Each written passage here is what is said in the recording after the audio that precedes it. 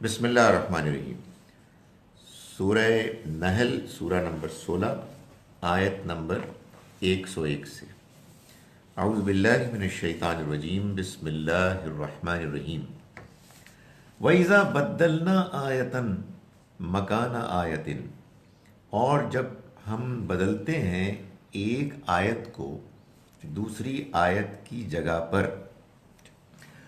یاد ہوگا آپ کو کہ سورہ نحل کے پہلے حصے میں اللہ نے مکے کے مشرکین کو دعوت دی، ان کے اعتراضات کا جواب دیا، ان کے غلط نظریات کو رد کیا، ان کو انہی کے ماحول کی مثالوں سے سمجھایا کہ شرک کس قدر غیر فطری اور گھناؤنا جرم ہے، اور یہ واضح کیا کہ یہ اللہ کا پیغام ہے کہ جو ہدایت اور اعلیٰ انسانی اخلاقیات کی تعلیم دے رہا ہے۔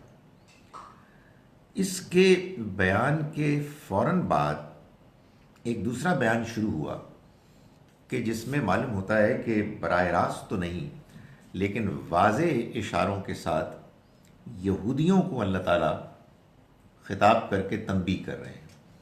اس کی وجہ یہ ہے کہ یہ وہ دور تھا مکی دور میں کہ جس میں یثرب کے، مدینے کے اور گرد و پیش کے یہودی خاص طور پر سپورٹ کے لیے آ گئے تھے مشرکین کی، کہ وہ جو مخالفت کر رہے تھے اس مخالفت کے پس منظر میں یہودی موجود تھے، جو ظاہر ہے اس ذہن سوچ کے ساتھ آئے کہ اگر ہم اس وقت ان مشرکین کے ذریعے سے اس دعوت کو، اس پیغام کو نعوذ باللہ ختم کر دیں تو یہ ہمارے لیے اس بڑھتے ہوئے خطرے کا سب سے بہترین سلوشن ہے۔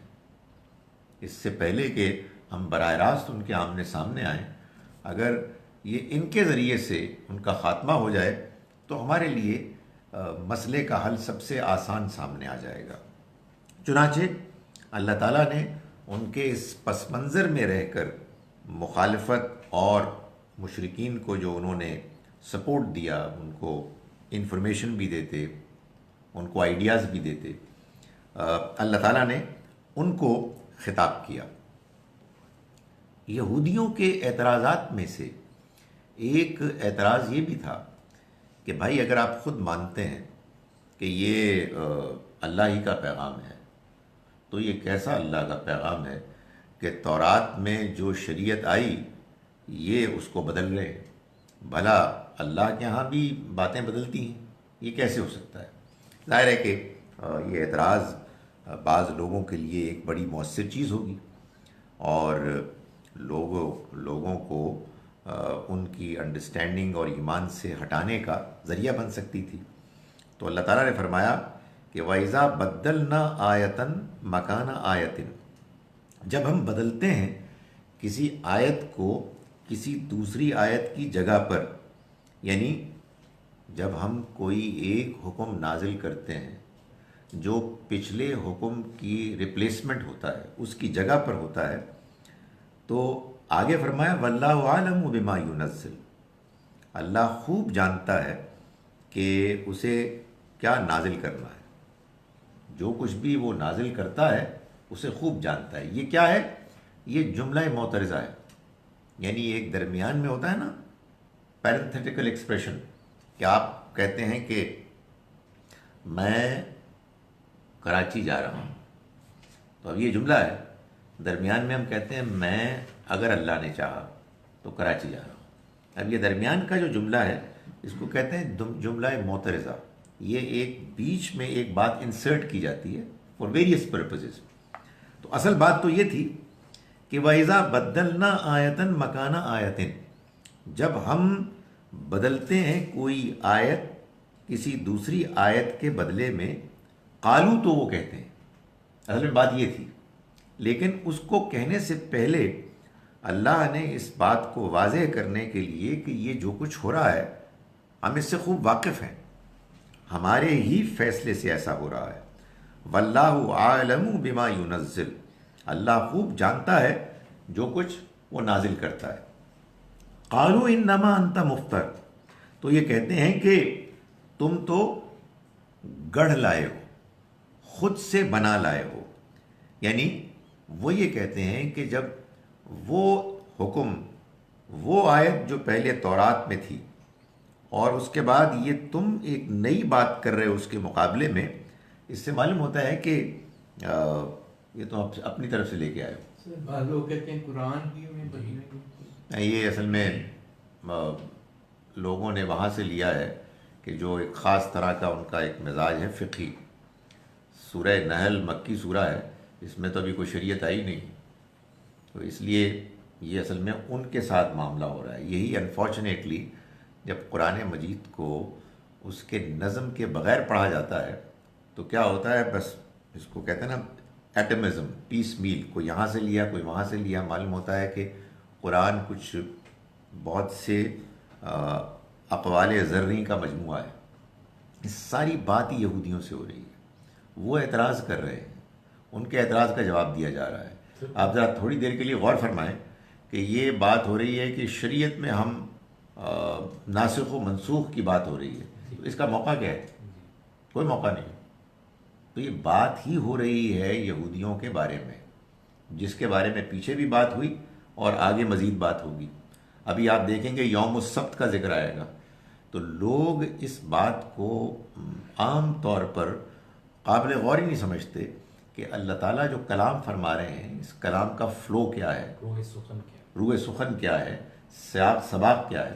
تو یہاں بات ہی یہودیوں سے ہو رہی ہے، ان کے بارے میں ہو رہی ہے. سر آپ نے پہلے بھی ایک بات بتائی تھی کہ الکتاب کا لفظ جو ہے وہ تورات کے لیے بھی استعمال ہوا اور قرآن کے لیے بھی. تو اسی طرح آیت ادھر بھی ہے، اس پہ بھی نشانی ہے، اور ادھر بھی ہے، ادھر بھی ہے، ایسا ہی ہے. تو وہ کہتے ہیں جی کہ، اور پھر یہ کہ آپ مفتر ہیں. یہ کون کہتے ہیں؟ وہ کہتے ہیں یہودی. بل اکثرهم لا یعلمون، نہیں بلکہ ان میں سے اکثر نہیں جانتے. یعنی انہیں نہیں معلوم کہ اس میں کیا حکمت ہے کہ جو مطلوب ہوتی ہے، پیش نظر ہوتی ہے. قل، آپ کہہ دیجئے، نزلہ، اس کو نازل کیا ہے روح القدس، روح القدس نے، یعنی جبرائیل نے، من رب کا، آپ کے رب کی طرف سے، بالحق، بالکل حق کے ساتھ، لیثبت الذین آمنوا، تاکہ ایمان والوں کے قدم مضبوط ہوں، وہدن، اور ان کے لیے یہ ہدایت ہے، وبشرا، اور خوشخبری ہے، اور یہ ہدایت ہے اور خوشخبری ہے، للمسلمین، مسلمین کے لیے، یعنی فرما برداروں کے لیے. یعنی بتایا یہ گیا ہے کہ یہ جو ہم بعض اوقات بعض احکام کی جگہ پر بعض دوسرے احکام نازل کرتے ہیں اپنی اس نئی شریعت میں، اس کلام میں، تو اس کی کوئی وجہ ہوتی ہے، اس کے پیچھے پیش نظر کوئی حکمت ہوتی ہے، اور اللہ اس سے خوب واقف ہے. یہ بات بالکل طے ہے کہ یہ کلام جبرائیل علیہ السلام ہی لے کر آئے ہیں، جو اللہ کے پیغمبروں پر کلام لے کے آیا کرتے تھے، اور یہ تمہارے رب کی طرف سے نازل ہوا ہے، اور یہ حق ہے. اور یہ اس لیے وہ کرتا ہے تاکہ وہ لوگ کہ جو ایمان لانا چاہیں، ایمان اختیار کرنا چاہیں، ان کے قدم مضبوط ہوں. ظاہر ہے کہ اس کا مطلب اس کے سوا کچھ نہیں ہے کہ جب اہل ایمان غور کریں گے تو ان کو بات سمجھ میں آئے گی. جب وہ غور کریں گے تو انہیں یہ بات معلوم ہو جائے گی کہ یہ اعتراض کرنے والے اعتراض برائے اعتراض کر رہے ہیں، اور ان کو اطمینان ہوگا، جس سے ان کے قدم مضبوط ہوں گے، جس سے ان کے اندر ایک کانفیڈنس پیدا ہوگا. یہ ہے اصل میں ایمان، کہ آپ دوسرے کی تنقید سنتے ہیں، ان کے اعتراض کو اہمیت دیتے ہیں، اور پھر یہ محسوس کرتے ہیں کہ نہیں، یہ بات ایسے تو نہیں ہے کہ یہ کوئی جھوٹ موٹ میں گڑھ لیا گیا ہے. یہ کلام بہت واضح طریقے سے اگر کہیں کوئی تبدیلی کر بھی رہا ہے تو یہ تبدیلی ایک مقصد، حکمت، اسکیم کے تحت ہے. چنانچہ جب یہ بات سمجھ میں آ جاتی ہے تو اہل ایمان کے قدم مضبوط ہوتے ہیں، اور یہ کلام جو اللہ نے نازل کیا اپنے فرشتے جبرائیل کے ذریعے سے، یہ ہدایت ہے، یعنی یہ رہنمائی کر رہا ہے اس دنیا میں، ان تمام سوالوں کے جواب دے رہا ہے کہ جو جواب طلب ہے، اور یہی خوشخبری کا ذریعہ ہے ان لوگوں کے لیے کہ جو فرما بردار ہیں. یعنی دنیا میں یہ ہدایت ہے، اور آخرت میں یہ خوشخبری ہے، یہ رحمت ہے. یعنی وہاں ان کو اس کے نتیجے میں اللہ کی طرف سے انعام ملے گا. کن کو؟ ان لوگوں کو کہ فرما بردار ہے. مسلم ہے. وَلَقَدْ نَعْلَمُ أَنَّهُمْ يَقُولُونَ، ہم جانتے رہے ہیں اس حقیقت کو کہ یہ کہتے ہیں انما يعلمه بشر، کہ اسے تو ایک انسان نے، ایک آدمی نے سکھایا. یعنی ظاہر ہے کہ یہ جو اعتراض تھا یہ سبھی کرتے تھے، کفار مکہ بھی، اور پیچھے سے اب یہودیوں نے بھی اسی چیز کو ان کو فیڈ کرنا شروع کیا. اس کی وجہ کیا تھی؟ وہ ایک خاص وجہ ہے کہ جو آگے بیان ہو رہی ہے. فرمایا کہ لسان الذی یلحدون الیہ، اس شخص کی زبان کہ جس کی طرف یہ منسوب کرتے ہیں، اعجمی، عجمی ہے. وَهَذَا لِسَانٌ عَرَبِيٌّ مُبِينٌ، اور یہ ایک واضح صاف عربی زبان میں ہے. یعنی کہتے ہیں کہ مکے میں کچھ غلام تھے، یہودی اور نصرانی، جن کی زبان عربی نہیں تھی، مگر وہ چونکہ یہودی نصرانی تھے تو ان کی اس پس منظر کی وجہ سے یہ لوگ یہ الزام لگانا شروع ہو گئے کہ یہ اصل میں ان سے کچھ چیزیں سیکھ لیتے ہیں، کچھ پچھلی کتابوں کے واقعات، قصے، تعلیمات، اور وہ اس کو اللہ کے کلام کے طور پر پیش کرتے ہیں. تو اللہ تعالیٰ نے فرمایا کہ یہ اعتراض کرتے ہوئے ان کو اس بات کا خیال نہیں ہوا کہ قرآن مجید جس عربی زبان میں نازل ہوا ہے اس نے تو ان کے بڑے بڑے شعراء کو بھی حیران اور ششدر کر دیا ہے، اور وہ اس کے مقابلے میں کوئی کلام پیش کرنے کی ہمت نہیں پا رہے. ان کو اس بات کا اندازہ ہے کہ یہ کلام وہ کلام ہے کہ جس کے مقابلے میں کوئی اور کلام پیش نہیں کیا جا سکتا، نہ شعراء کا، نہ ادیبوں کا، اور نہ خود پیغمبر صلی اللہ علیہ وسلم کی اپنی زبان بھی ایسی زبان ہے. تو یہ محض کچھ انفارمیشن کہ جو پچھلی کتابوں کی انفارمیشن سے ملتی جلتی ہے، اس کی بنیاد پر یہ ایک اعتراض کر رہے ہیں. ظاہر ہے کہ اعتراض بعض اوقات بعض ایسی چیزوں کے موجود ہونے کی وجہ سے کیا جا سکتا ہے کہ جس میں اگر آپ تانا بانا جوڑنے کی کوشش کریں تو ان لوگوں کو کہ جن کے ذہنوں میں کچھ شبہ اور شک ہے، وہ سوالات پیدا ہو سکتے ہیں کہ واقعی اس میں تو موسیٰ کا ذکر ہے، عیسیٰ کا ذکر ہے، یوسف کا ذکر ہے، تو یہ تو پچھلی کتابوں میں بھی ہے، اور دیکھو یہ ان کے پاس یہ کچھ ہیں لوگ غلام کہ جو اس پس منظر سے تعلق رکھتے ہیں، تو ضرور اصل میں ان کو یہ انفارمیشن فیڈ کر رہے ہیں. تو اللہ تعالیٰ نے اس کے جواب میں یہ فرمایا کہ انہوں نے غور نہیں کیا کہ جن لوگوں کی طرف یہ بات منسوب کر رہے ہیں وہ تو وہ ہیں کہ جن کی زبان عجمی ہے، اور یہ قرآن مجید تو فصیح ترین عربی زبان میں ہے. وہ عربی زبان کہ جس پر مہارت کا ان مکے والوں کو، قریش کے لوگوں کو ایک فخر تھا کہ ان کے ہاں زبان کی اس فصاحت و بلاغت کا ان کے پاس وہ کمال حاصل ہے، ان کے شعراء کو، ان کے ادیبوں کو، کہ ان کے مقابلے میں کوئی اور آ نہیں سکتا. لیکن قرآن مجید نے، جس نے کہ ان کے مذہب کو، ان کی روایت کو، آباء و اجداد کے طریقوں کو چیلنج کر دیا، جس کے نتیجے میں ان کو نظر آ رہا تھا کہ ان کی معیشت بھی تباہ ہو جائے گی، اس لیے کہ ان کی معیشت تو ساری چل رہی تھی خانہ کعبہ میں، جو انہوں نے 307 بت رکھے ہوئے تھے، جن بتوں کے ماننے والے عالم عرب میں پورے پھیلے ہوئے تھے. وہ آتے تھے بڑی عقیدت کے ساتھ، اور ظاہر ہے کہ نظر نیاز لے کے آتے تھے، اور ٹریڈنگ بھی ہوتی تھی، تو یہ سب کچھ تلپٹ ہونے والا تھا۔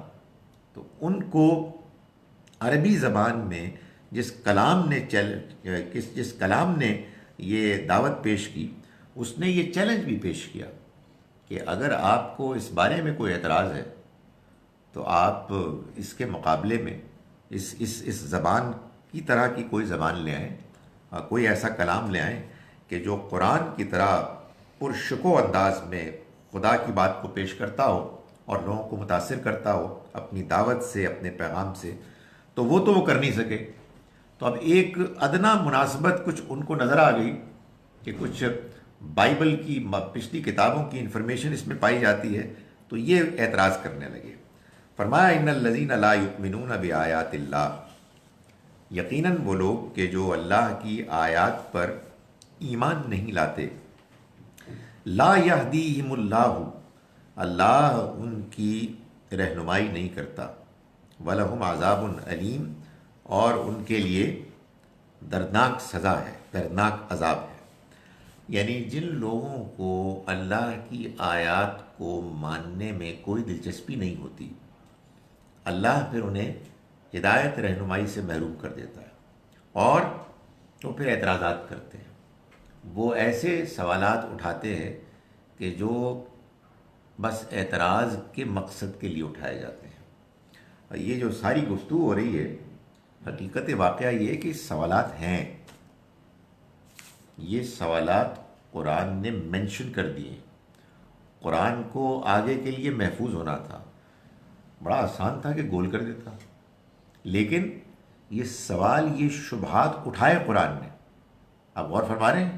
یعنی میں اور آپ جو قرآن پڑھتے ہیں، تو اگر تو ہم پڑھیں صرف عربی کا ٹیکسٹ یا سرسری تو مسئلہ ہی کوئی نہیں، آپ کا ایمان انٹیکٹ۔ قرآن کہتا ہے تدبر کے ساتھ پڑھو۔ جب آپ تدبر کے ساتھ پڑھیں گے تو آپ یہ کریں گے کہ آپ یہ کہیں گے کہ نہیں، جو قرآن کہہ رہا ہے بالکل ٹھیک ہے، اور وہ جو کہہ رہے ہیں بالکل غلط ہے۔ بھائی صاحب، آپ کو خود سنجیدگی سے فیصلہ کرنا ہوگا کہ ان کا اعتراض کیا ہے اور قرآن کا جواب کیا ہے۔ پھر آپ کچھ کنفیوزڈ ہوں گے، پھر آپ کچھ وقت صرف کریں گے، پھر اللہ تعالیٰ آپ کا دل کھولے گا، آپ کو بات سمجھ میں آئے گی۔ یہ قرآن چاہتا ہے۔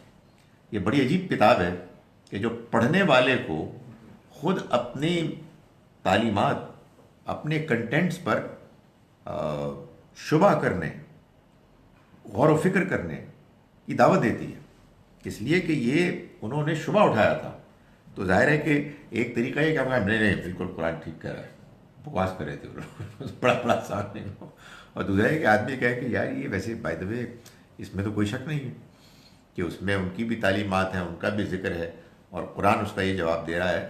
یہ میں جو گزارش کر رہا ہوں وہ یہ ہے کہ آگے قرآن یہ کہتا ہے کہ جو اللہ کی آیات پر ایمان نہیں لانا چاہتے، اللہ پھر ان کے لیے ان کی رہنمائی نہیں کرتا۔ یعنی اللہ تعالیٰ یہ بتا رہا ہے کہ اس پروسیس میں جب انسان پڑھتا ہے، کچھ دیر کے لیے پریشان ہوتا ہے، بالآخر اللہ تعالیٰ اس کو نکالتا ہے۔ اللہ ہم انسانوں سے یہ توقع کرتا ہے کہ ہم یہ دیانت دارانہ ایفرٹ کریں جس میں ہم ان باتوں پر سوچیں اور پھر آنیسٹلی اس کے جواب تک پہنچیں۔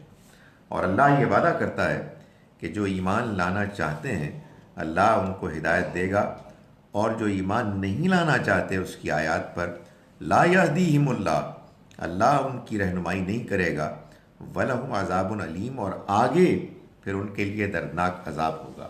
یعنی یہ کیوں ہوگا؟ اس لیے کہ ان کے ہاں یہ بدنیتی ہے کہ وہ بات سمجھنا نہیں چاہتے، اس لیے وہ اعتراض برائے اعتراض اٹھا رہے ہیں اور ماننے کی طرف نہیں آ رہے۔ تو یہ قرآن مجید نے ان کی جو اعتراض کرنے کا جو عمل ہے اس کو بیان کیا ہے۔ انما یفتر الکذب، جھوٹ تو وہی باندھتا ہے، الذین لا یؤمنون بآیات اللہ، جو اللہ کی آیات پر ایمان نہیں لاتا۔ یعنی یہ اللہ کے پیغمبر صلی اللہ علیہ وسلم پر اعتراض کر رہے ہیں، کہ یہ نعوذ باللہ اپنی طرف سے کوئی پیغام گڑھ کر لائے ہیں. اصل میں تو جھوٹ وہ گھڑتا ہے کہ جو اللہ کی آیات پر ایمان نہیں لاتا، ایمان لانے کے لیے تیار نہیں ہے. وَأُولَٰئِکَ هُمُ الْكَاذِبُونَ، اور وہی لوگ ہیں کہ جو حقیقت میں جھوٹے ہیں. سو یہ جو اعتراض کر رہے ہیں، یہ ان کے اعتراض کی اصل وجہ کیا ہے کہ یہ بات کو ماننا نہیں چاہتے. اس وجہ سے وہ کچھ سوالات اٹھاتے ہیں جن کے بارے میں وہ جانتے ہیں کہ ان کا یہ اعتراض بودا ہے، اس کی کوئی حیثیت نہیں. لیکن ظاہر ہے کہ اس سارے پروسیس کے نتیجے میں، اس ساری گفتگو، سوال جواب، اعتراض کے جواب کے نتیجے میں قرآن مجید اپنے پڑھنے والے کو غور و فکر، مقابلے، تقابل کی دعوت دے رہا ہے، اور پھر اس کا تقاضا کر رہا ہے کہ وہ سوچ سمجھ کر بات کو مانے. فرمایا کہ من کفر باللہ، جس نے اللہ کا انکار کیا، من بعد ایمانہ، اپنے ایمان لانے کے بعد. اللہ کا انکار ظاہر ہے اللہ کے پیغام کا انکار، اللہ کی آیات کا انکار. وہ اللہ کہ جس اللہ کو ماننے کی دعوت قرآن دے رہا ہے. من بعد ایمانی، اس پر ایمان لانے کے بعد.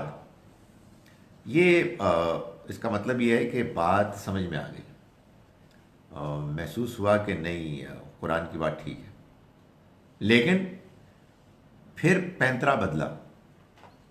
پھر یہ سوچا کہ اس کے نتیجے میں تو پھر سب کچھ گیا، اس کے نتیجے میں تو پھر ہماری پوزیشن وہ رہے گی نہیں.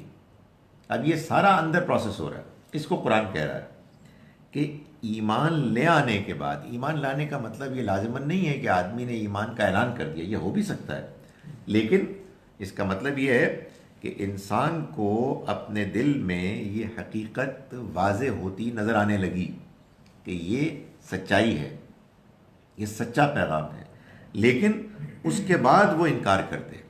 یہ اس کے لیے بھی ہو سکتا ہے کہ جو کسی موقع پر وقتی طور پر مان لے کہ یہ ٹھیک بات ہے، یہ بات کنونس کر رہی ہے، لیکن اس کے بعد وہ انکار کر دے. فرمایا الا من اکرہا وقلبہ مطمئن بالایمان، سوائے اس کے کہ جو مجبور کر دیا گیا حالانکہ اس کا دل ایمان پر مطمئن ہے. یہ بھی ایک درمیان میں جملہ معترضہ ہے. اصل میں تو بات یہ بتانی تھی کہ جو اللہ پر، اللہ کے کلام، اس کے پیغام کا انکار کرتا ہے، اس کے بعد کہ اس نے اس کو مان لیا تو اس کا کیا بنے گا. لیکن وہ جو بھی بنے گا اس سے پہلے یہ وضاحت کر دی کہ اس میں ایک ایکسیپشن ہے کہ جو شخص اپنی جان بچانے کے لیے وقتی طور پر کوئی کلمہ کفر کہہ دے تو اس کے بارے میں اللہ کے ہاں گنجائش ہے، آسانی ہے، درگزر ہے. اللہ مضبوط ایمان، مضبوط حوصلے والوں کا بھی رب ہے اور کمزور ایمان والوں کا بھی رب ہے. اگر کوئی شخص اپنے دل میں مطمئن ہے کہ میں اللہ پر ایمان رکھتا ہوں، اللہ کے کلام کو مانتا ہوں، اللہ کے پیغمبر کو مانتا ہوں وغیرہ، اور کسی موقع پر اس کی جان خطرے میں ہے، تو وہ جان بچانے کے لیے اگر کوئی ایسا جملہ بولے کہ جو بظاہر کفریہ جملہ ہے، تو اللہ تعالیٰ کو معلوم ہے کہ وہ ایک کمزوری کی وجہ سے، حالات کے ناسازگار ہونے کی وجہ سے وہ یہ کر رہا ہے. یہ اجازت قرآن مجید میں موجود تھی، لیکن صحابہ کرام نے اس سے فائدہ نہیں اٹھایا. لیکن یہ بہرحال ایک ایکسیپشن ہے، ایک کمزور لوگوں کے لیے اللہ کی طرف سے اس میں ایک الاؤنس ہے.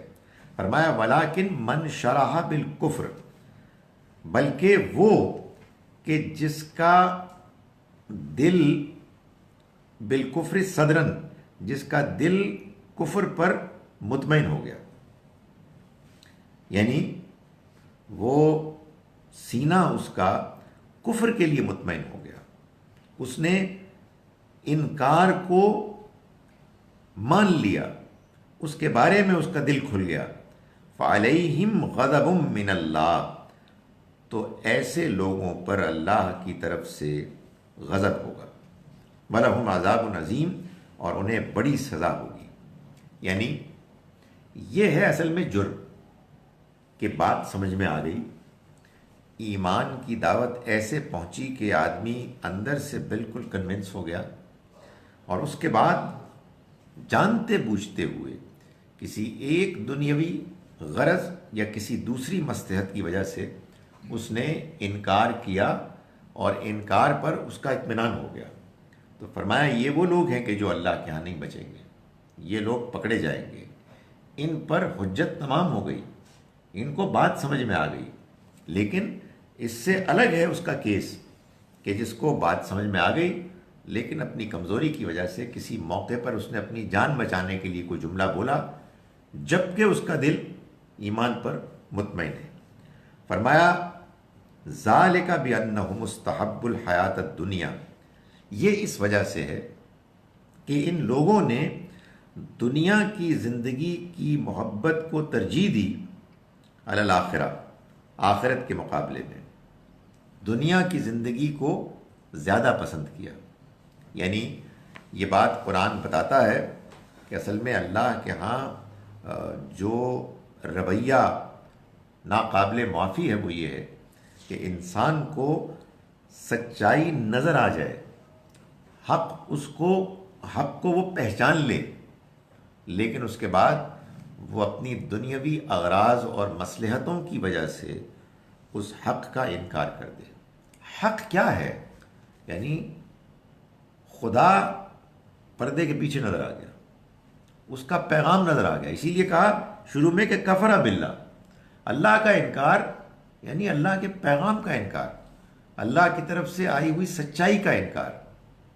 اس شخص کے لیے کہ جس کو بات سمجھ میں آ گئی، بات واضح ہو گئی، اس کے بارے میں فرمایا کہ یہ اس لیے ہے کہ ان لوگوں نے دنیا کی زندگی کو پسند کیا آخرت کے مقابلے میں، وَأَنَّ اللَّهَ لَا يَهْدِي الْقَوْمَ الْكَافِرِينَ، اور یہ بات بالکل طے ہے کہ اللہ جان بوجھ کر انکار کرنے والوں کو ہدایت نہیں دیتا، وہ ہدایت سے محروم کر دیے جاتے ہیں۔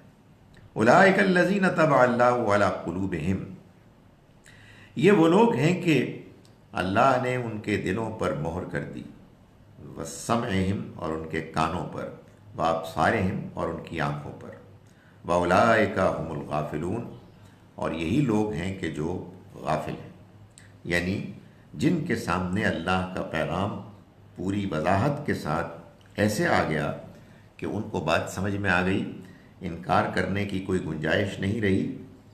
انہوں نے انکار کسی دباؤ کی وجہ سے نہیں کیا کہ جس میں دل تو ان کا مطمئن تھا، لیکن انہوں نے وقتی کسی تکلیف سے بچنے کے لیے ایک ایسا جملہ کہہ دیا یا ایسا رویہ اختیار کر لیا جس سے دوسرے لوگوں کو یہ غلط فہمی ہو کہ ایمان نہیں لائے۔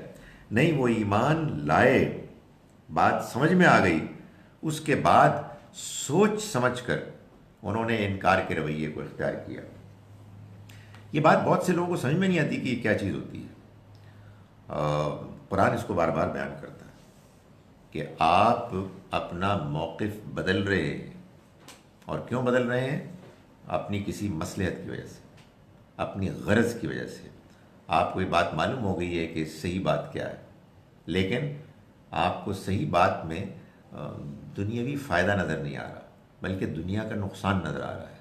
تو آپ اس نقصان سے بچنے کے لیے اور دنیاوی فائدہ حاصل کرنے کے لیے وہ چیز کے جو جھوٹ ہے، وہ چیز کے جو باطل ہے، اس کو اختیار کر لینا اور پھر اس کو ڈیفینڈ کرنا اور حق کی مخالفت کرنا، یہ کیا جرم ہے؟ یہ کتنا بڑا جرم ہے؟ میں اور آپ اس کو کیسے طے کر سکتے ہیں؟ لوگ کہتے ہیں نا کہ یہ کیا ہے، اتنی بڑی سزا اللہ میاں دے گا۔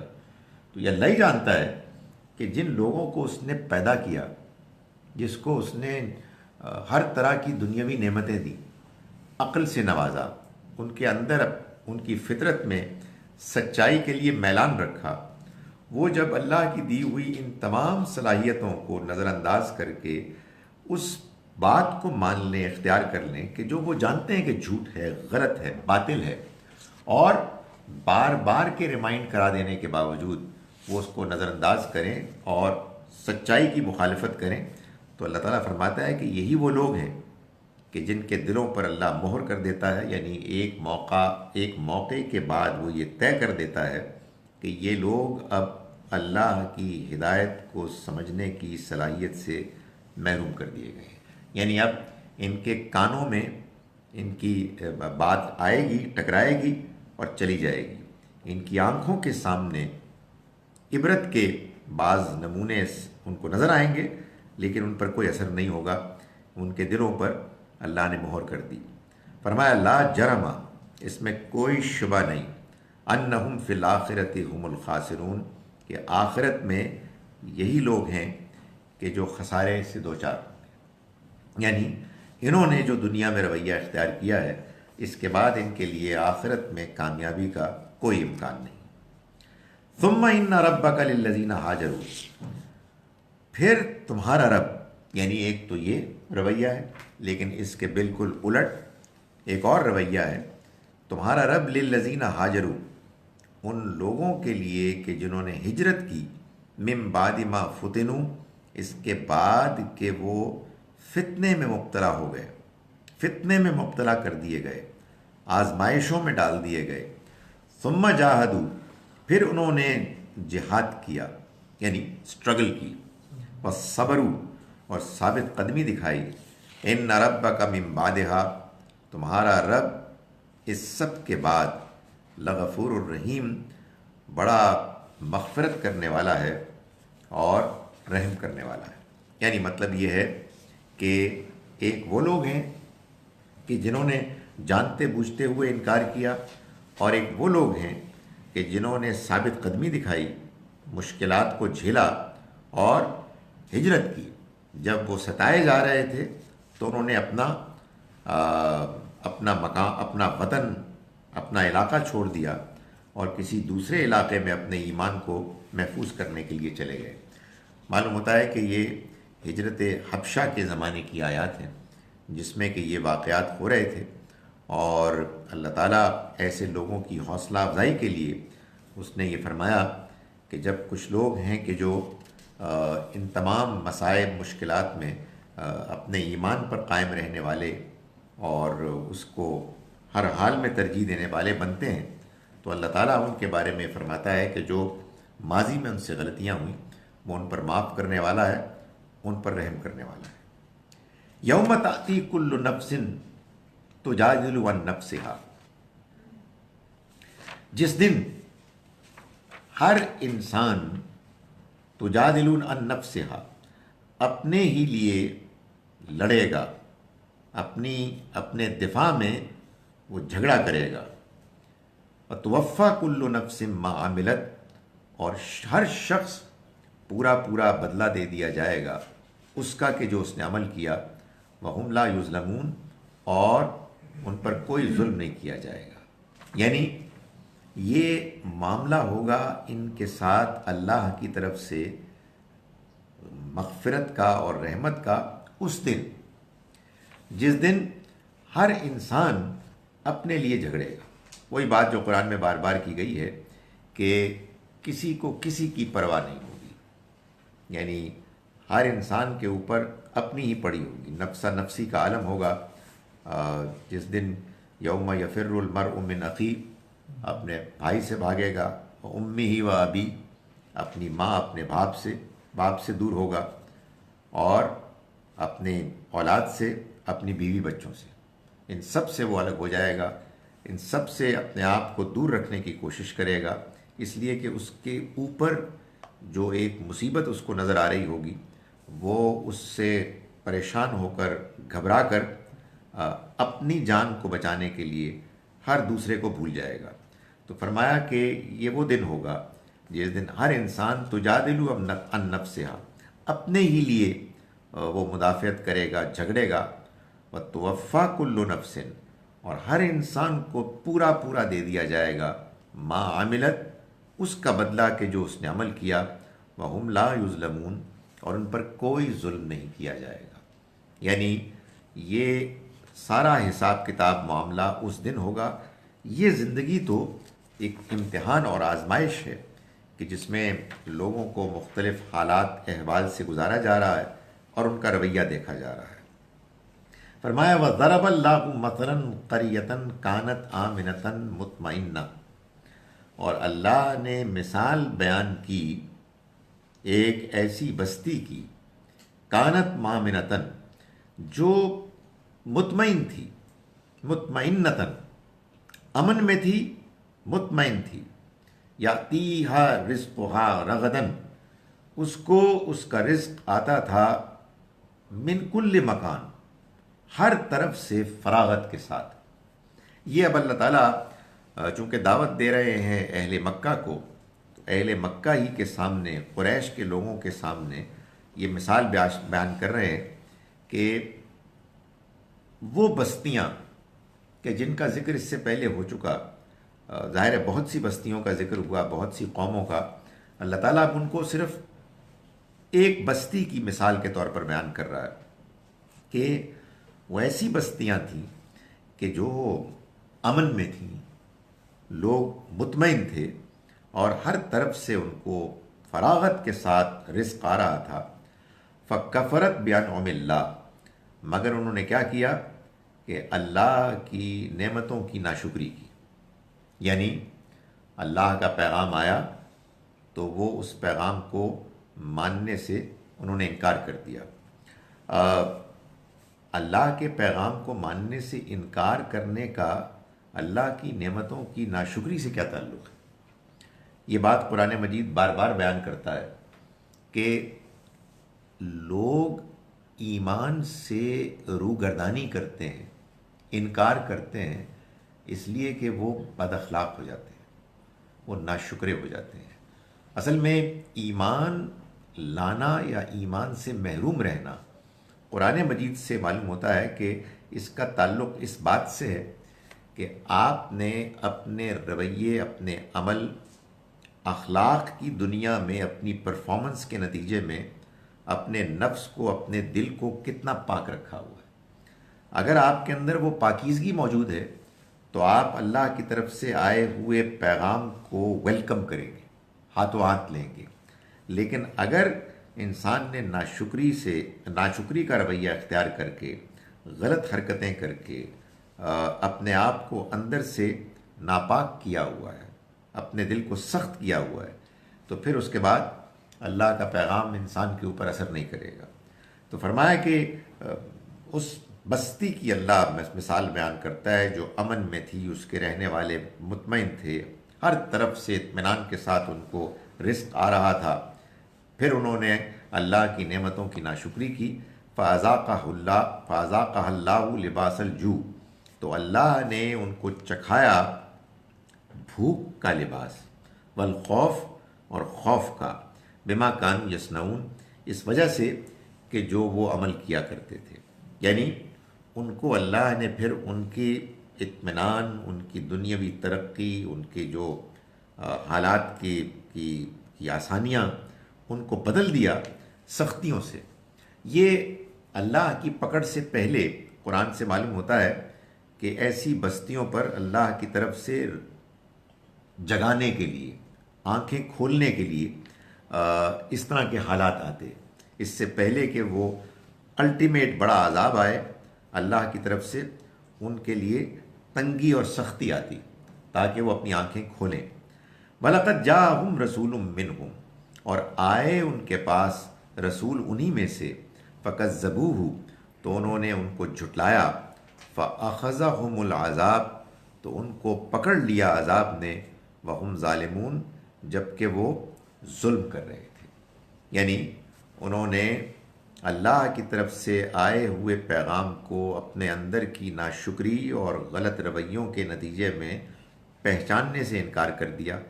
اس انکار کے نتیجے میں اللہ کی طرف سے وہ عذاب آ گیا کہ جو اللہ کے ہاں طے ہے ان تمام قوموں اور بستیوں کے لیے کہ جو اللہ کی طرف سے اللہ کے پیغمبروں سے براہ راست پیغام کو وصول کرنے کے بعد سمجھ لینے اور جان لینے کے بعد اس کا انکار کرتے ہیں۔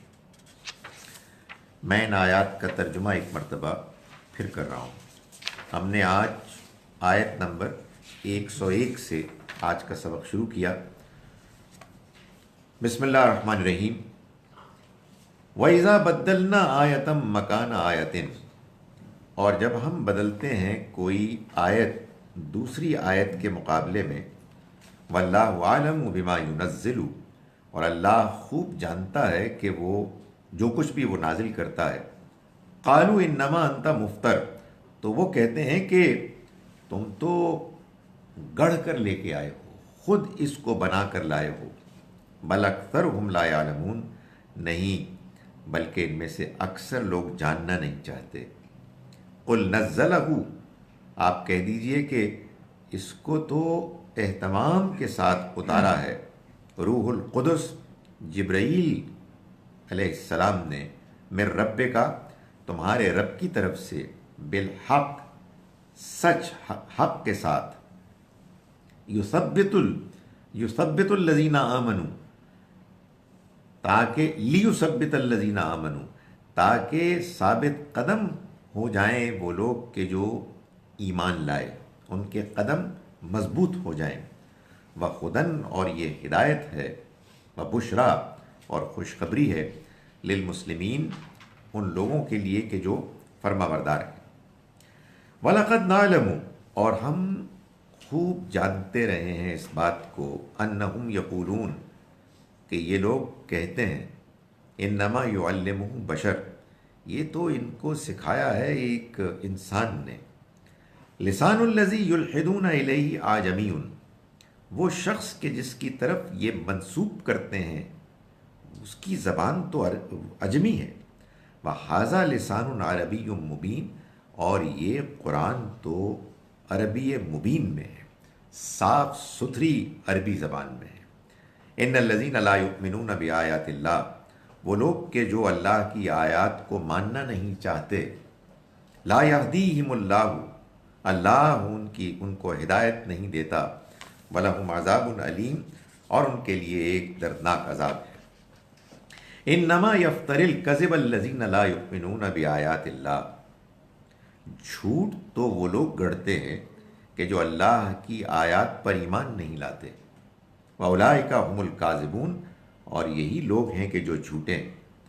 من کفرا، چنانچہ یہ جان لو کہ جس کسی نے انکار کیا، باللہ، اللہ کا، من بعد ایمانہ، اس کے ایمان لانے کے بعد، الا من اکرہ وقلبہ مطمئن بالایمان، سوائے اس شخص کے کہ جو مجبور کر دیا گیا اور اس کا دل ایمان پر مطمئن ہے۔ ولیکن من شرح بالکفر صدرا، مگر وہ شخص کہ جس کا دل کفر پر مطمئن ہو گیا، فعلیہم غضب، تو اس کے اوپر غضب ہوگا من اللہ، اللہ کی طرف سے، یعنی اللہ کا غضب ہے اس پر۔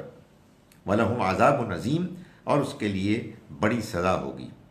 ذَلِكَ بِأَنَّهُمْ اسْتَحَبُّوا حیات الدنیا، یہ اس لیے کہ انہوں نے دنیا کی زندگی کو ترجیح دی، علی الآخرہ، آخرت کے مقابلے میں، وَأَنَّ اللَّهَ لَا يَهْدِي الْقَوْمَ الْكَافِرِينَ، اور اس وجہ سے کہ اللہ انکار کرنے والوں کو ہدایت نہیں دیتا۔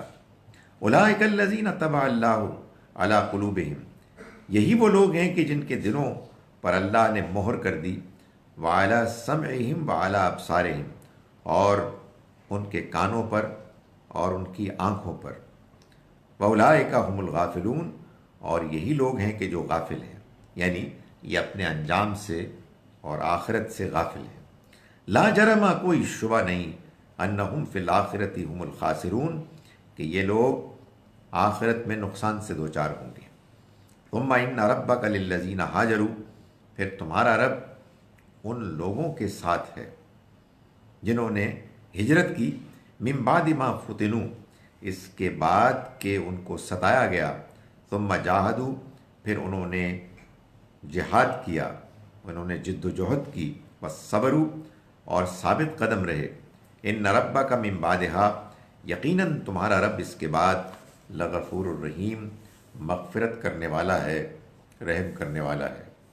یوم تأتی کل نفس، یہ انجام ان کا اس وقت سامنے آئے گا کہ جب ہر انسان آئے گا تجادل عن نفسہا، اپنے ہی لیے لڑتا ہوا، اپنا ہی دفاع کرتا ہوا، وتوفی کل نفس، اور ہر انسان بدلہ دیا جائے گا پورا پورا، ما عملت، اس کا کہ جو اس نے عمل کیا، وہم لا یظلمون، اور ان پر کوئی ظلم نہیں کیا جائے گا۔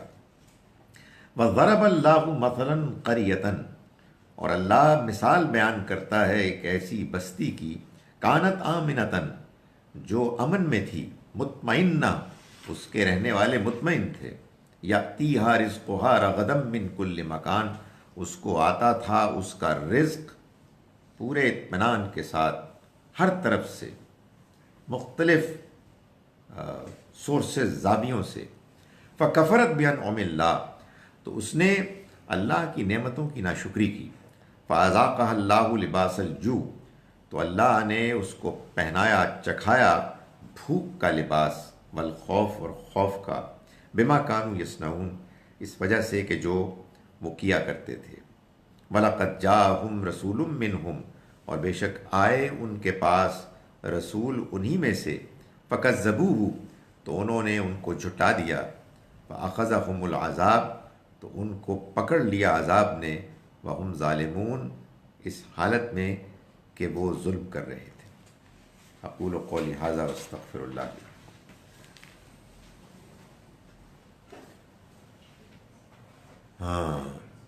سر یہ ایک مختلف، میرے خیال میں کسی بیان میں قرآن کے کئی دفعہ مجھے سننے کا موقع ملا کہ جو پچھلی دو کتابیں جو ہم سے پہلی ہیں، تورات اور انجیل، تورات میں شریعت ہے جس طرح آج ہم نے بات کی، اور اس کے بعد بائبل جو ہے اس کے اندر حکمت ہے، تو اس کا آپ ذرا اس پہ تھوڑی روشنی ڈالیں گے کہ آپ اس کے بارے میں کیا سمجھتے ہیں؟ یعنی یہ بات بالکل قرآن مجید کا اپنا بیان ہے کہ قرآن نے مسیح علیہ السلام کے بارے میں فرمایا کہ یعلمہم الکتاب والحکمہ، اللہ نے انہیں کتاب اور حکمت کی تعلیم دی، والتوراۃ والانجیل، یعنی تورات اور انجیل، یعنی وہ سیکوینس میں بیان کر دیا۔ تورات اصل میں الکتاب ہے، یعنی قانون ہے، اور انجیل حکمت ہے، یعنی دین انہی دو چیزوں پر مشتمل ہے۔ یہ دو چیزیں ذرا اس کی تشریح کریں تو تین بن جاتی ہیں۔ قرآن مجید سے معلوم ہوتا ہے کہ حکمت دو چیزوں کا نام ہے، ایک اخلاقیات اور دوسرا ایمانیات۔ دو چیزیں حکمت کیسے ہو گئی؟ ظاہر ہے کہ ایسے ہی ہو سکتی ہیں کہ دونوں میں بڑا گہرا تعلق ہو۔ معلوم یہ ہوتا ہے کہ اخلاقیات اور ایمانیات میں بڑا گہرا تعلق ہے۔ اخلاقیات یعنی وہ اصول جو تمام انسانوں میں اللہ نے مشترک یکساں طور پر رکھے ہیں۔ بہت سی باتیں بری ہیں، بہت سی باتیں اچھی ہیں، جس کو آپ موریلٹی کہتے ہیں، ایتھکس کہتے ہیں۔ یہ حیرت انگیز بات ہے کہ ساری انسانیت میں وہ یکساں ہیں۔ اگر کچھ فرق ہے تو اس کی دو میں سے کوئی ایک وجہ ہے، یا فرق اس لیے ہو جاتا ہے بعض اوقات اخلاقیات میں یا اس پر عمل کرنے میں کہ لوگوں کا اس پر رویہ اپنے حالات کے لحاظ سے مختلف ہو جاتا ہے۔ یعنی مثال کے طور پر ہم لوگ غریبوں کی مدد کرنا، اس کو تو سب جانتے ہیں، یعنی یہ کوئی ایسی چیز نہیں ہے کہ جس کے لیے آپ کو کسی لیکچر کی ضرورت ہو، احساس دلانا ہو، یاد دہانی کرانی ہو، یہ اور بات ہے، لیکن سب انسان جانتے ہیں۔ ہمارے ہاں یہ اب تک، اگرچہ کہ کچھ ٹرینڈ بدل رہا ہے، مگر اب تک اس کے لیے ہم براہ راست لوگوں کی مدد کرتے ہیں. کوئی دوست ہے، کوئی رشتہ دار ہے، لوگ بھیک مانگتے ہیں، ان کو بھی براہ راست دے دیتے ہیں. مغرب میں اس کے لیے بالواسطہ طریقہ اختیار کر لیا گیا ہے. یعنی کوئی این جی اوز ہیں، کچھ ادارے ہیں، بلکہ زیادہ سے زیادہ ٹیکس لگائے جاتے ہیں اور وہی کام کیا جاتا ہے.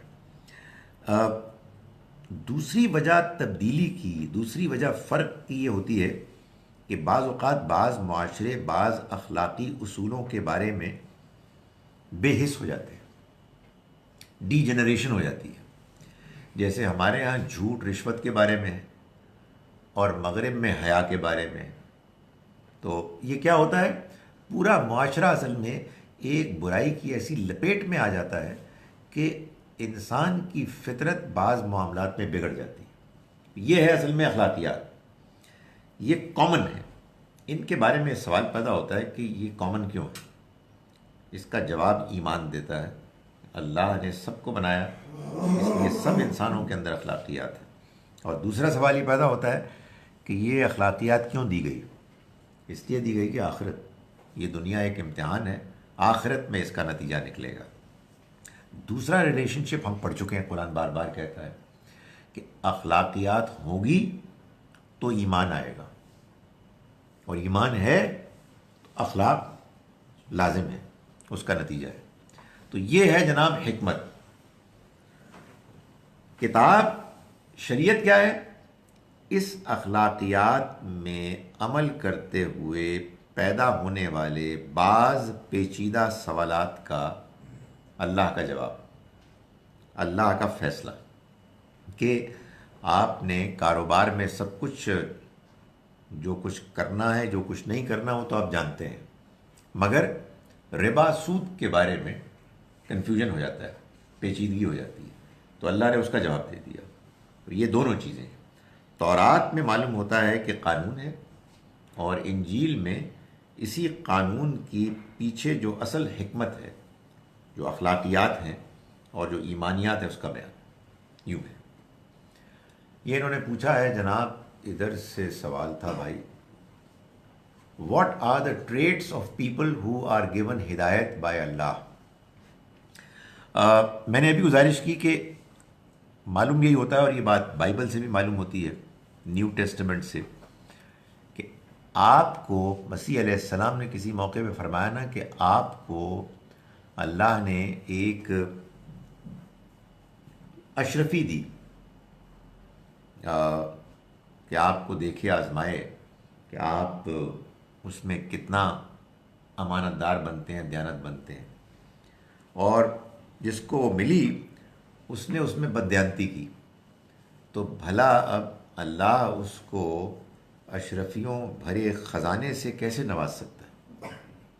تو یہ مثال ہے اس کی کہ آپ کو اللہ نے دیا اخلاقیات، آپ نے اس کو بگاڑ دیا، اس کی قدر نہیں کی، تو پھر اللہ کی وحی آپ کو کیسے ملے گی، آپ اس کے کیسے مستحق ٹھہریں گے. سو اللہ کی ہدایت ملتی ہے ان کو کہ جو اللہ کی طرف سے ملی ہوئی پہلے سے موجود ہدایت، رہنمائی، یعنی اس کی فطرت میں جو کچھ بھی روشنی ہے، اخلاقیات ہیں، جو ان کی قدر کرتا ہے. یہی وہ شخص ہوتا ہے کہ جو بات کو سمجھنے کی کوشش کرتا ہے، جس کے اندر سچائی کے جاننے کی تڑپ ہے، خواہش ہے. تو جو ہدایت کا طالب بنتا ہے اس کو ہدایت ملتی ہے. اور ہدایت کا طالب کون بنتا ہے؟ قرآن سے معلوم ہوتا ہے کہ ہدایت کا طالب وہ بنتا ہے کہ جس نے اللہ کی طرف سے ملی ہوئی ابتدائی ہدایت کی قدر کی. جیسے کہ آج کل سردیاں ہیں تو ہمارے گیزر ہے، اس میں ایک پائلٹ فلیم ہوتا ہے، تو اس کے ساتھ پھر وہ گیس جب دکھائی جاتی ہے، اس کے قریب لائی جاتی ہے تو آگ بھڑکتی ہے. لیکن آپ جتنی مرضی گیس اس کے سامنے لے آئیں پائلٹ فلیم کے، اگر اس میں پائلٹ فلیم نہیں ہے، ابتدائی آگ نہیں ہے، تو پھر کچھ نہیں ہوگا. تو یہی معاملہ اللہ کی وحی کا ہے. اللہ کی وحی اس شخص کو، اس دل کو منور کرتی ہے جس میں وہ ابتدائی روشنی موجود ہو، جس کے نتیجے میں انسان کے اندر اللہ کی طرف سے آئی ہوئی رہنمائی میں دلچسپی ہو. سورہ بقرہ کی آیت نمبر 2 میں جو کتاب ہے اور 53 میں جو کتاب ہے اور سورہ آل عمران کی آیت نمبر 48 میں جو کتاب ہے، ان تینوں میں کیا فرق ہے؟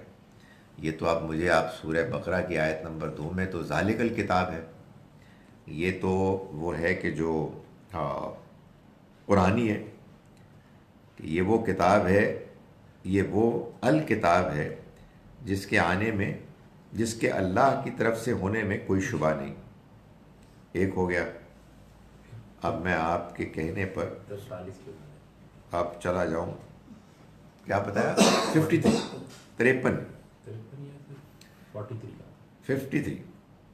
میں نے بولنے میں غلطی کی ہوگی، لیکن وَإِذْ آتَيْنَا مُوسَى الْكِتَابَ، اور یاد کرو کہ جب ہم نے موسیٰ کو کتاب دی، اب یہ تورات ہے، والفرقان یعنی فرقان، تو وہ کتاب قرآن ہے، یہ کتاب موسیٰ علیہ السلام کو دی گئی ہے، تو آیت ہی بتا رہی ہے۔ اور سورہ آل عمران کی 48 اس کو بھی دیکھ لیتے ہیں کہ یہ کون سی ہے۔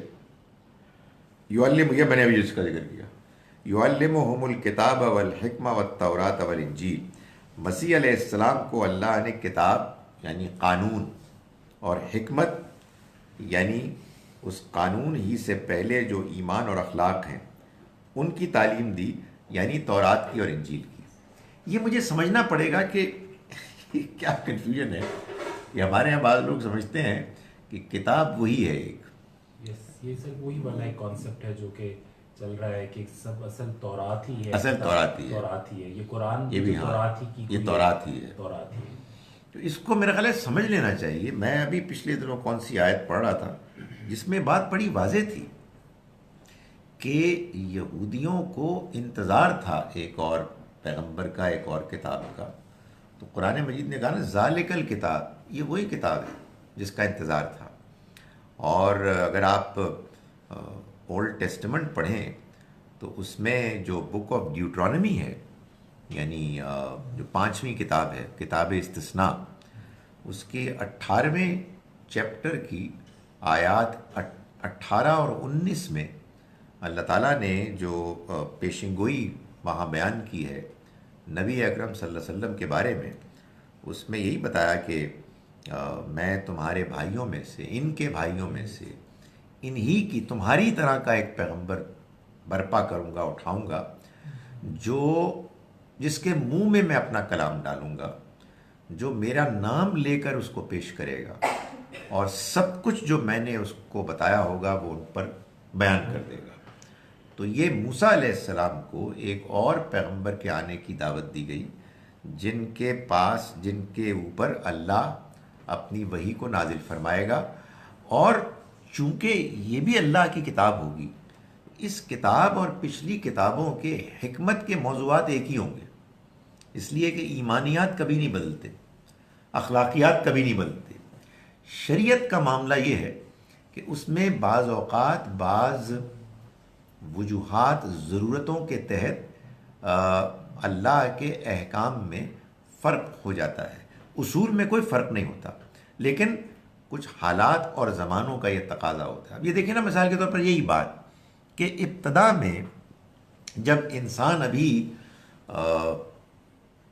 والدین سے کچھ اولاد تھی کہ جو دنیا میں آئی، تو اب ظاہر ہے کہ اس سے آگے اولاد کیسے ہوتی، سوائے اس کے کہ وہی کہ جن کو آپ بہن بھائی کہتے ہیں ان کے درمیان نکاح ہوتا۔ یہ ابتدا میں ایسا ہی ہونا تھا، اس کے سوا تو کوئی چارہ ہی نہیں تھا۔ آگے چل کے کسی موقع پر اللہ تعالیٰ نے ان کو بھی ان خواتین میں، ان حضرات میں شامل کر دیا جو ایک دوسرے کے لیے محرم تھے، لیکن ابتدا میں تو بہرحال ایسا ہی ہونا تھا۔ اسی طرح سے اور بھی بہت سے معاملات ہوئے جن میں اللہ تعالیٰ نے حالات کے لحاظ سے شریعت میں کچھ فرق کیا۔ یہ فرق اصول میں نہیں ہے، بلکہ تفصیل میں اور لوگوں کے، علاقوں کے اور بعد میں آنے والے زمانوں کے تقاضوں کے لحاظ سے تھا۔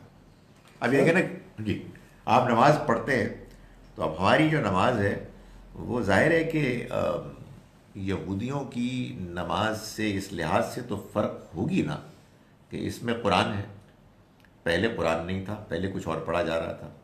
تو یہ چیزیں ہیں جن میں کہ فرق آئے گا.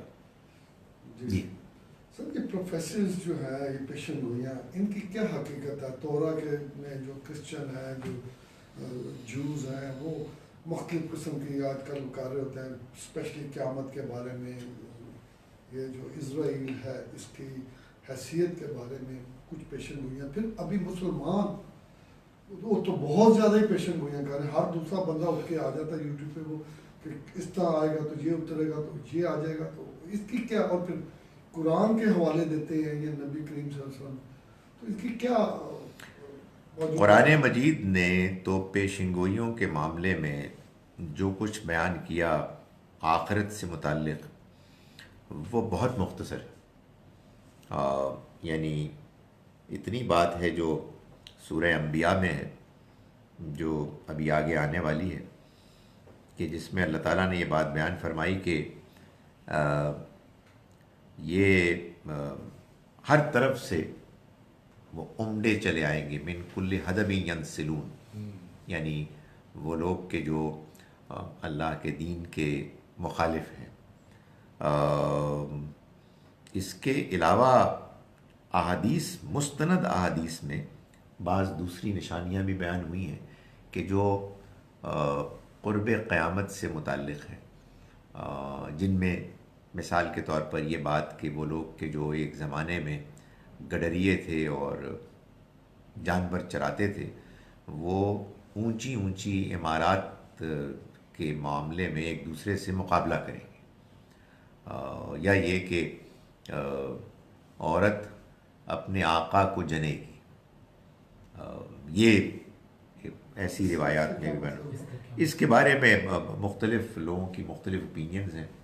کچھ لوگ کہتے ہیں کہ یہ کچھ سروگیٹ مدرز کے بارے میں ہے، کچھ لوگوں کا کہنا یہ ہے کہ یہ اس بات کا بیان ہے کہ بالآخر پریکٹیکلی غلامی ختم ہو جائے گی اور ایک موقع وہ آئے گا کہ ایک عورت جو لونڈی ہوگی اس کا جو بچہ ہوگا وہ آزاد ہوگا، وغیرہ وغیرہ.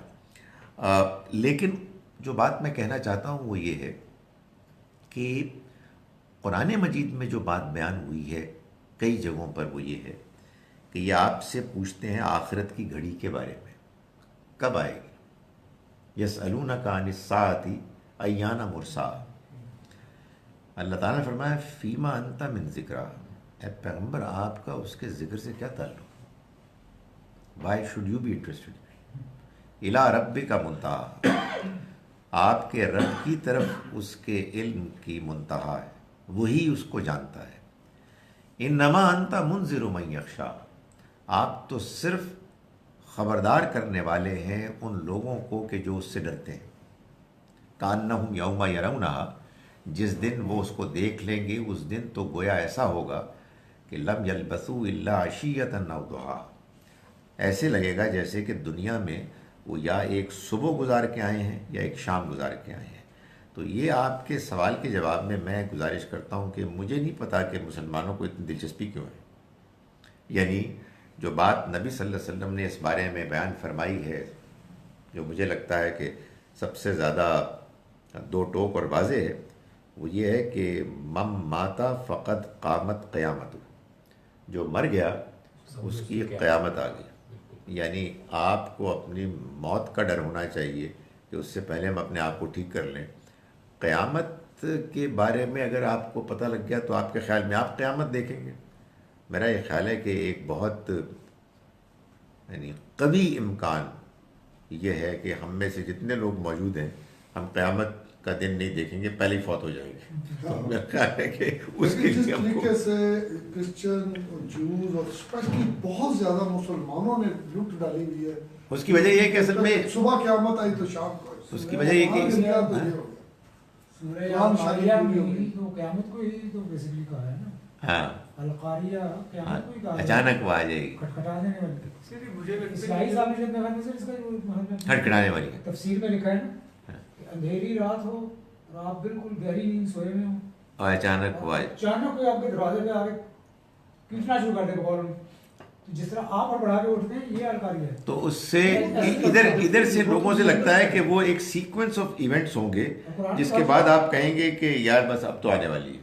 قرآن سے معلوم ہوتا ہے وہ اچانک آئے گی، اچانک آئے گا، کوئی آپ ایکسپیکٹ نہیں کر رہا ہوگا. اور آپ ہی کی بات کو سر میں مطلب وہ کر رہا ہوں کہ جس طرح قرآن میں جگہ جگہ اس کی مثال دی گئی ہے، تو ہر جگہ یہ اصول ہاں ہر جگہ پہ یہی کہا یہ تو اس طرح ہے کہ ایونٹ انفولڈ ہو رہے ہیں اور اس کے مطابق قیامت ابھی پرسوں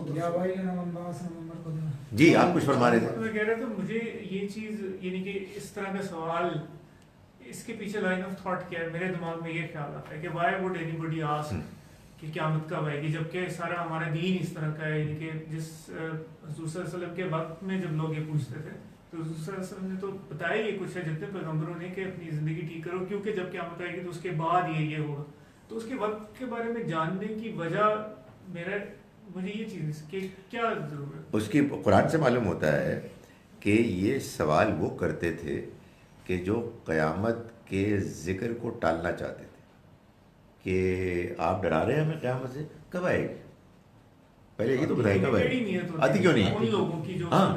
ورنہ قرآن کا سارا ایمفسس اس بات پر ہے کہ وہ خبردار کرے قیامت سے، آخرت سے، اور آخرت کی سچائی کو واضح کرے دو سوالوں کا جواب دے کر. اور یہ پورا قرآن بھرا ہوا ہے ان دونوں سوالوں کے جواب سے. ایک، قیامت آخرت کیوں ہونی چاہیے، اور دو، یہ کیسے ممکن ہے. ایک ہے وائی اور دوسری ہے ہاؤ. دونوں کی تفصیلات قرآن میں بھری ہوئی ہیں. اور وین کا ذکر ہی نہیں، وین کا کوئی ذکر ہی نہیں، ایک ہلکا سا ذکر ہے ویئر کا بس، اور چھوڑ دیا ہے. وہ ویر کا جو ہے وہ یوم تبدل الارض غیر الارض، جس دن یہ زمین بدل جائے گی ایک دوسری زمین کی صورت میں، والسماوات، اور یہ آسمان. بس وہ ایسا ہی ہلکا سا اشارہ ہے.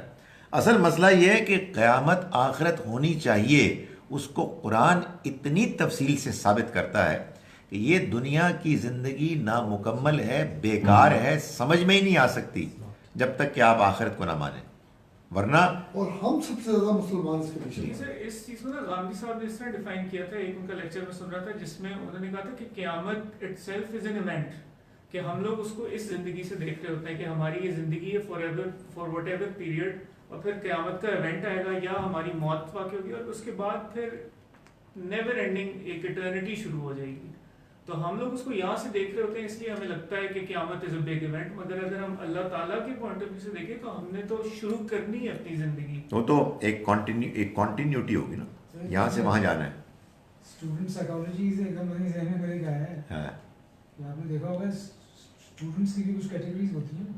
ایک وہ ہوتے ہیں جو بالکل فوکسڈ ہوتے ہیں، سلیبس پہ ان کا دھیان ہوتا ہے اور ان کو یہ فکر نہیں ہوتی کہ سیمسٹر کا یہ کون سا لانگ دن چل رہا ہے. They just focus on that and they prepare and they are ready for the exam. یہ ہماری طرح کے ہوتے ہیں کہ آئے گا پھر میں سوال میں پڑھ آنے کا چانس ہے، جب وہ چیپٹر میں بھائی بنے گا اگر آئے گا تو یار کتنے چانسز ہیں ایسے. تو وہ جو those were kind of tentative, uncertain. زکوٰۃ فرض ہے لیکن 2.5% کا اصول کیسے آیا؟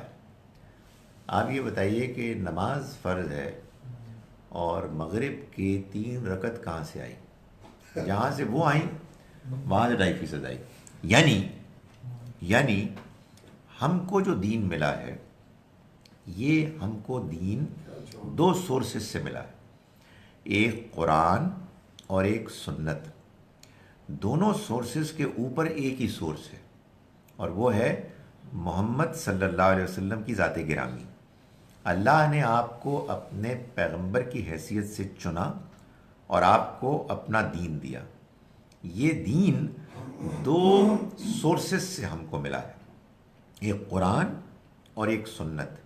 یہ دونوں سورسز ہم تک پہنچی ہیں ایسے طریقے سے کہ ان کے حضور سے ہم تک پہنچنے میں ہمیں کوئی شبہ نہیں ہے. دونوں مکمل طور پر ریلائبل اوتھینٹک ہیں، اس لیے کہ دونوں پر پہلے دن سے مسلمانوں کا اتفاق ہو گیا. صحابہ کرام نے حضور سے قرآن لیا پورے کا پورا، سورہ فاتحہ سے آخری سورہ ناس تک، وہ یاد ہو گیا، اس میں تب سے لے کے اب تک ایک شوشے کی تبدیلی بھی نہیں آئی ہے۔ بالکل یہی چیز نماز کے ساتھ ہوئی، مثال کے طور پر کہ آپ نے 5 نمازیں پڑھی، صحابہ کرام نے سب کے سب نے پڑھی، اور پھر تب سے لے کے اب تک اسی طرح سے نماز پڑھی جا رہی ہے۔ یہی حال زکوٰۃ کا ہوا، یہی حال روزے کا ہوا، یہی حال حج کا ہوا، عید کی نماز کا ہوا، جمعے کی نماز کا ہوا، مرنے کے موقع پر جو نہلانا ہوتا ہے، کفن ہوتا ہے، نماز جنازہ ہوتی ہے، وغیرہ وغیرہ، اور بہت سی اور سنتیں ہیں۔ تو یہ وہاں سے ہم کو ملا ہے، اس کو قرآن میں ڈھونڈنے کی ضرورت نہیں ہے، اس لیے کہ قرآن اس طرح کی تفصیلات بیان نہیں کرتا۔ سر ایک منٹ کوشچن تھا جناب نماز سے ریلیٹڈ کہ سر حضور صلی اللہ علیہ وسلم کے بعد جو نمازیں، کیونکہ قرآن پاک میں نماز پڑھنے کا طریقہ نہیں بتایا گیا، کیونکہ اٹ واز آلریڈی انڈرسٹوڈ کہ نمازیں پہلے سے پڑھی جا رہی تھیں، تو حضور صلی اللہ علیہ وسلم کے بعد سے تو ہم نے قرآن پاک کی تلاوت ایڈ کی نماز میں، اس سے پہلے پیغمبر کیا پڑھتے تھے جب نماز؟ جو پچھلی کتابوں میں تھا اس میں ان کی آیات تھیں، باقاعدہ کہتے ہیں کہ سورہ فاتحہ ہی کی طرح کی ایک بائبل کا ایک حصہ ہے جس میں اسی طرح سے وہ پکارا کرتے تھے، مانگتے تھے۔ محمد صلی اللہ علیہ وسلم کو سردار انبیاء کہنا کیسا ہے، یہ بالکل ایک ارریلیونٹ سبجیکٹ ہے کہ جس میں لوگ مبتلا ہو جاتے ہیں۔ قرآن مجید نے ہم کو یہ کہا ہے کہ لا نفرق بین احد من رسلہ، ہم اس کے رسولوں میں سے کسی کے درمیان کوئی تفریق نہیں کرتے۔ قرآن مجید نے ایک دوسری جگہ پر یہ بتایا کہ یہ جو لوگ بعد والے نبی کو نہیں مانتے، یعنی موسیٰ علیہ السلام کے ماننے والوں نے عیسیٰ علیہ السلام کو نہیں مانا، اور عیسیٰ علیہ السلام کے ماننے والوں نے محمد صلی اللہ علیہ وسلم کو نہیں مانا، تو اس کی وجہ بھی یہی تھی کہ وہ ایک دوسرے سے مقابلے بازی میں اپنے پیغمبروں کو زیادہ سپیریئر قرار دیتے، اور ان کے بارے میں مبالغہ آمیز حد تک وہ تعریف میں اپنے آپ کو مشغول کر لیتے، جس کے نتیجے میں پھر ان کے لیے کوئی نئی ہدایت ممکن نہیں تھا کہ ان کو کنونس کرتی اور وہ اس کی طرف متوجہ ہوتے۔ اس لیے یہ سبجیکٹ جو ہے یہ ہمارے دین کا سبجیکٹ نہیں ہے۔ نبی صلی اللہ علیہ وسلم کے بارے میں آپ کو یہ بتا سکتا ہوں کہ ایک موقع پر آپ کو ایک، اور یہ مستند روایت حدیث سے معلوم ہوتا ہے کہ ایک صاحب نے آپ کو آ کر سلام کیا، السلام علیکہ یا خیر البریہ، آپ پر سلامتی ہو اے تمام مخلوقات میں سب سے بہترین۔ تو آپ نے ان کی طرف نگاہ اٹھا کر فرمایا ذاکا ابراہیم خلیل اللہ، وہ تو ابراہیم خلیل اللہ اللہ کے دوست تھے۔ تو یہ آپ کے اندر عاجزی اور انکساری تھی، لیکن ظاہر ہے کہ یہ جب پچھلی امتوں میں یہ بیماری تھی تو اس آخری امت میں کیوں نہ ہو۔ انہوں نے تو حضرت ابراہیم کو تمام زمانوں کا ہاں امام الانبیاء بتایا، انی جائلک فی الناس للناس اماما۔ سورہ بقرہ میں علم الاسماء کا جو ذکر کیا گیا ہے، اس سے کیا مراد ہے؟ اس سے مراد ان نیک لوگوں کے نام ہیں کہ جن کو پھر بعد میں پیش کیا گیا، عرضہم علی الملائکہ، فرشتوں کے سامنے۔ یہ وہ نیک لوگ تھے جن کو آنا تھا، انبیاء اور نیک صالحین۔ فرشتوں کا اعتراض یہ تھا کہ یہ جس انسان کو خلیفہ کو تو بنانے والا ہے وہ تو زمین میں فساد مچائیں گے اور ایک دوسرے کا خون بہائیں گے۔ تو اللہ نے جواب میں ان کو یہ بتایا گویا کہ تمہاری بات مکمل طور پر غلط تو نہیں ہے، لیکن تم نے تصویر کا ایک رخ دیکھا اور ادھوری بات پر تم نے تبصرہ کیا۔ تم نے یہ بات سمجھنے کی کوشش نہیں کی کہ اسی اختیار کی وجہ سے جس کے غلط استعمال سے لوگ زمین میں فساد مچائیں گے، یہ نیک لوگ بھی پیدا ہوں گے۔ ہم دنیا اس لیے بنا رہے ہیں۔ تو یہ اصل میں جواب دیا۔ پھر یہ انعام سب کے لیے جو نہیں مشہور ہے کہ ہم نے یہ آج پڑھی آئے تھے سورہ بقرہ کی۔ رائٹ، ہاں بالکل۔ اچھا جناب، ایک سوال اور میں پڑھ لوں۔ Sometimes you give advice meant for everyone. One in your lecture which I mistakenly take personally as a Quranic order. This causes me a lot of anxiety. How do I handle this? Let me understand the question and then I'll try to handle this question. یعنی آپ کا فرمانا ہے کہ میں ایک مشورہ دیتا ہوں سب کو. دیکھیں، میں کوئی آیت کا ترجمہ کروں، کوئی دین کی بات بیان کروں، اگر آپ کو یہ محسوس ہو کہ یہ بات قرآن کی لگتی ہے تو آپ اس کو سیریسلی لیں. آپ کو یہ محسوس ہو کہ آپ کو بات کھٹکتی ہے، آپ دوسرے لوگوں سے پوچھیں، آپ چاہیں تو مجھ سے دوبارہ پوچھیں. یہ ہماری ایک مجبوری ہے کہ ہم جب دین کو بیان کریں گے تو جو بات سمجھ میں آئے گی اس کو بیان کریں گے. بعض اوقات بات کو بیان کرتے ہوئے یہ صورتحال بھی پیدا ہو سکتی ہے کہ اس موقع پر جو بات صحیح لگ رہی ہے اس کو انسان پیش کر دیتا ہے. بعض اوقات اس کے اوپر حالات کا بھی اثر ہوتا ہے. بعض اوقات کوئی خاص فرد بھی زیر ذہن میں ہوتا ہے کہ جس کو کوئی بات سمجھانی مقصود ہوتی ہے. ظاہر ہے کہ آدمی کو اپنی گفتگو کے بیان میں محتاط ہونا چاہیے، لیکن یہ سب تو میں اپنی کسی ممکنہ غلطی کے بارے میں کہہ رہا ہوں کہ اس کے امکانات ہیں. مگر دوسری جانب اگر فرض کیجئے کہ کوئی بات بتائی گئی ہے اور اس بات کو آپ نے اختیار کرنے کی کوشش کی ہے اور اس میں کوئی مشکل پیش آ رہی ہے تو یعنی ممکن ہے کہ اس بات کے سننے، سمجھنے یا عمل کرنے میں بھی کہیں کوئی غلطی کا امکان ہو.